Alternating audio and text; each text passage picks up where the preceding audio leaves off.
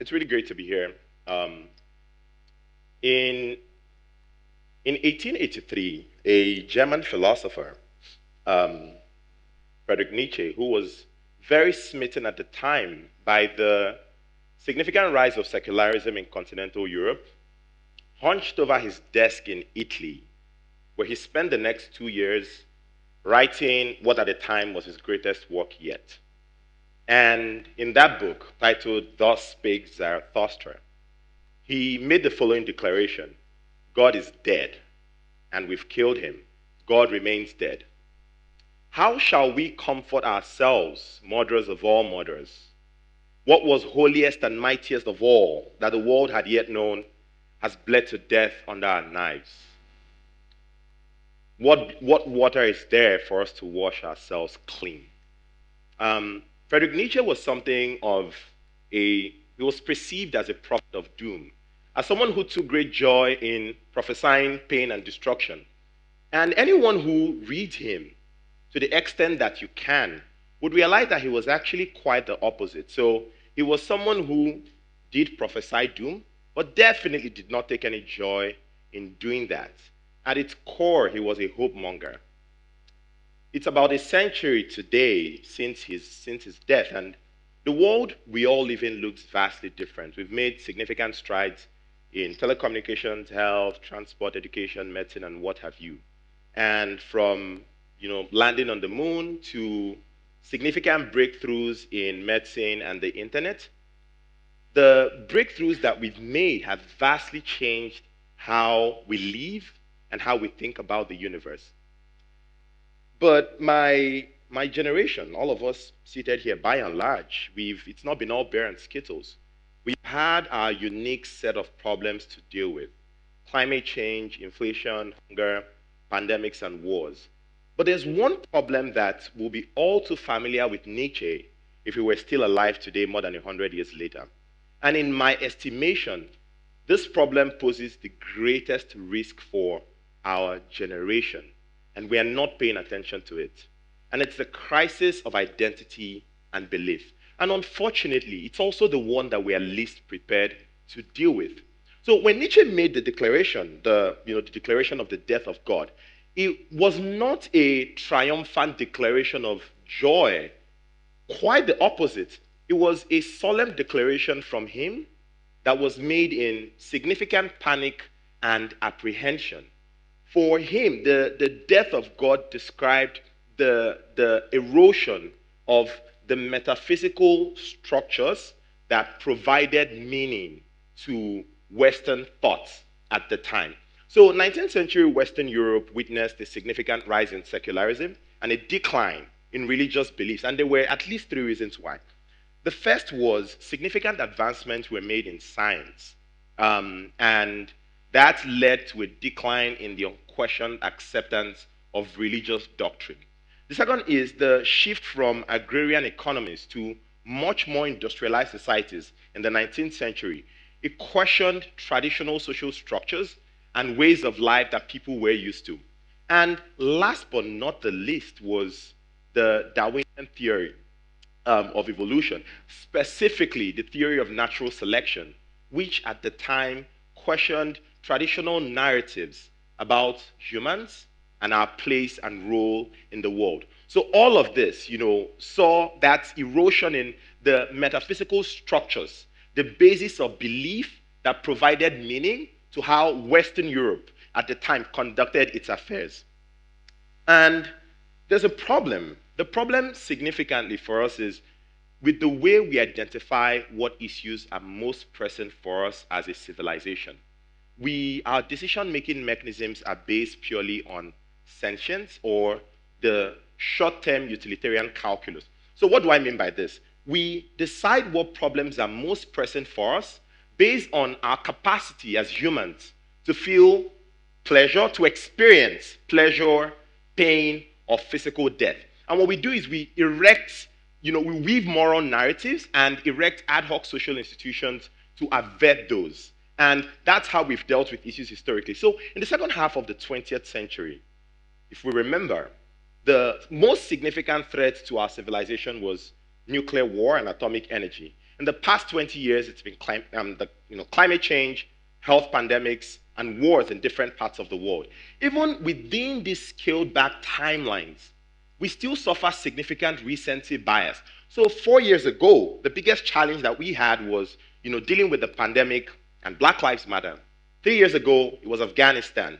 The year after, it was Ukraine. Today, it's Palestine.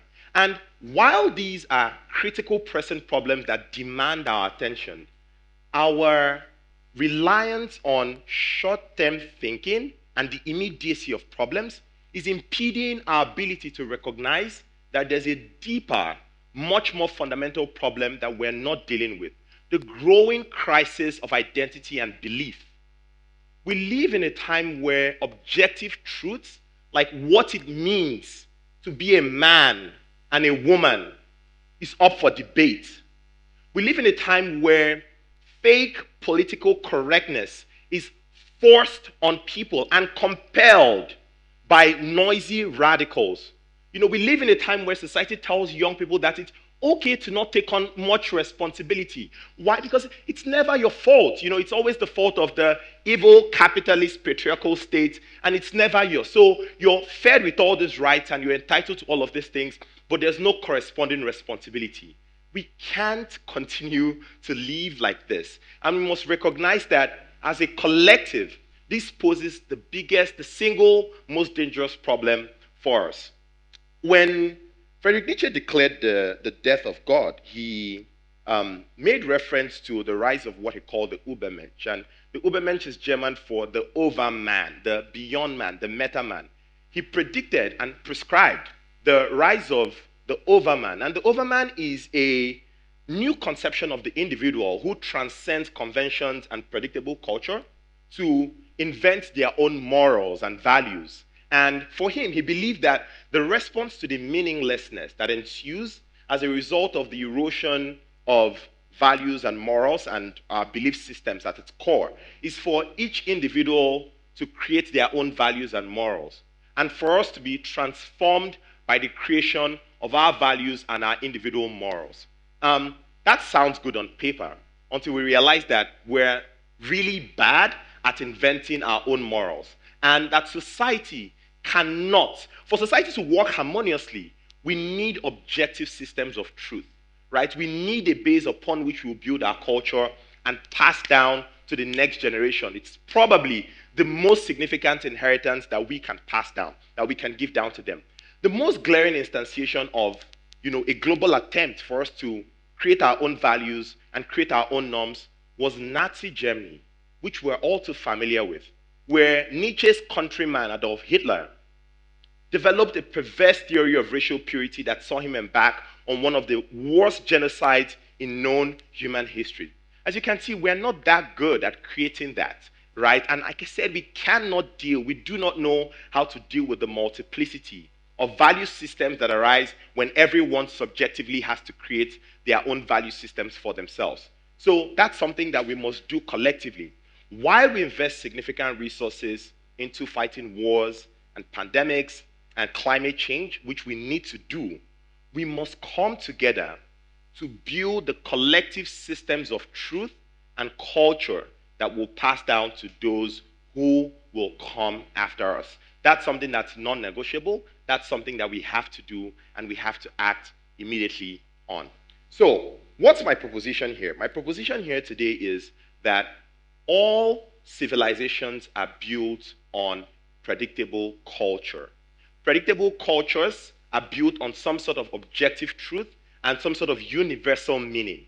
And if we disagree on that, we can't really achieve that in a world where nothing means anything anymore. And truth is subjectively dependent on how you feel in the moment, and it could be something else tomorrow. That's not a stable base for us to build our civilization.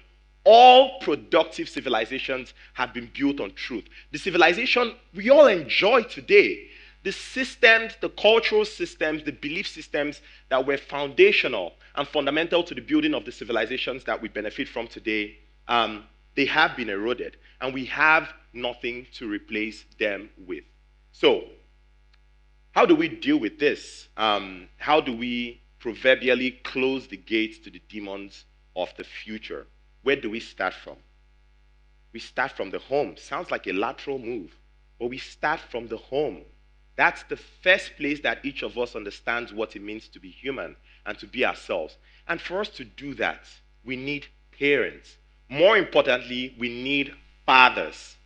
There's a crisis of fatherlessness. And the conclusion I'm going to make here is, look, the crisis of identity we face in many ways is a crisis of fatherlessness, period. Right? Look, there's a fatherlessness crisis that we're not paying attention to.